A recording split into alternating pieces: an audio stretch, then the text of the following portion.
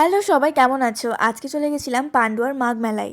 আজকে মাঘ মাসের 1 তারিখ, আর আজকে দিনটা আমার কাছে একটু বেশি স্পেশাল, কারণ আজকে আমার হাজব্যান্ডের বার্থডে। আজকে প্রথম গেছিলাম, আমার রাস্তায় দেখো কত ভিড় রয়েছে। এর মধ্যে অনেকবারই প্রায় মেলায় আসা হয়ে যাবে। পুরোনো মেলাটার মতো এই মেলাটা অত জাঁকজমক করে না হলেও পান্ডুয়াবাসীর কাছে এই মেলাটা কিন্তু একটা অন্যরকম ফিলিংস রাখে। চলো মেলাটা তোমরা আমার সাথে একবার ঘুরে দেখো।